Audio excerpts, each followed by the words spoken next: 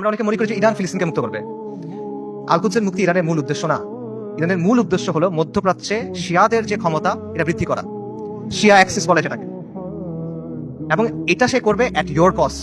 একটা কথা আছে গেম থিওরিতে, জিরো সাম গেম, যে তার শক্তি যত বাড়বে আপনার শক্তি তত কমবে। এটা বাস্তবতা। ইরানের সাথে ইসরায়েলের স্বার্থের দ্বন্দ্ব আছে, ইরানের সাথে আমেরিকার স্বার্থের দ্বন্দ্ব আছে, কিন্তু তার মানে কিন্তু ইরানের সাথে আপনারও দ্বন্দ্ব আছে। যে ইরান আজকে ফিলিস্তিনে মুক্তি করার জন্য বুলিয়ে উড়াচ্ছে, তারাই আজকে সিরিয়াতে আহলুস সুন্নাহ ওয়াল জামাকে হত্যা করতেছে, তারাই আজকে আহওয়াজে আহলুস সুন্নাহ ওয়াল জামাকে হত্যা করতেছে, তারা ইরাকে আহলুস সুন্নাহ ওয়াল জামাকে হত্যা করছে, এখন নির্যাতন করতেছে। এটা হলো বাস্তবতা। ইরানের স্বার্থ আর আহলুস সুন্নাহ ওয়াল জামার স্বার্থ কখনোই এক না। ইরান সক্রিয়ভাবে এই মুহূর্তে আহলুস সুন্নাহ ওয়াল জামার সাথে যুদ্ধে লিপ্ত। এই মুহূর্তে, আগে কখনো ছিল, পরে কখনো এগুলো বলছে না, এট দিস মোমেন্ট তারা আমাদের সাথে যুদ্ধে লিপ্ত। এট দিস মোমেন্ট তারা আমাদের হত্যা করতেছে। আমেরিকা যখন আফগানিস্তানে আক্রমণ করছে, আমেরিকা যখন ইরাকে আক্রমণ করছে, ইরান তাদেরকে সহায়তা করছে। এটা তাদের মুখের কথা, এটা আমি বানায় বলতেছি না, আপনাকে চেক করেন।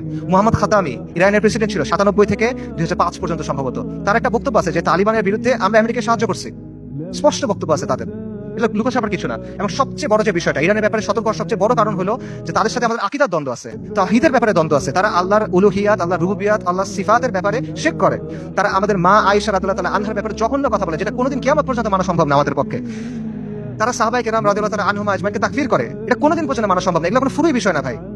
এই জিনিস মেনে আপনি কোনো কিছু করতে পারবেন না। আল্লাহ আল কুদসকে এই শিরকের সাথে এই করে আপনি মুক্ত করতে পারবেন না।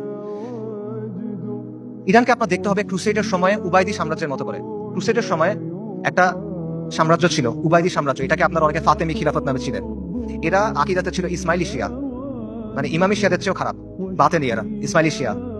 তারাও জেরুজালেমকে মুক্ত করার কথা বলতো, তারাও ঐক্যের কথা বলতো, কিন্তু ইতিহাস খুলে দেখেন তাদের ভূমিকা কি ছিল, আহলুস সুন্নাহর সাথে তাদের ভূমিকাটা কি ছিল, এটা ইতিহাস খুলে দেখেন।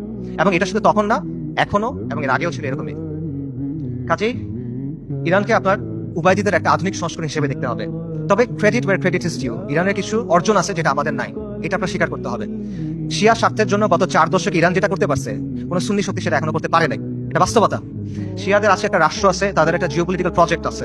মধ্যপ্রাচ্যে আহলুস সুন্নাহর এরকম কোনো কিছু এখনো নাই। বৈশ্বিকভাবে ফিলিস্তিন ইস্যু ব্যবহার করে ইরান প্রতিরোধের একটা রেটরিক তৈরি করছে, এক ধরনের সফট পাওয়ার তৈরি করছে। এটা আমরা তৈরি করতে পারি নাই, এগুলো বাস্তবতা। এই ক্রেডিট তাকে আপনি দেন, এই অর্জন স্বীকার করেন, কোনো সমস্যা নাই।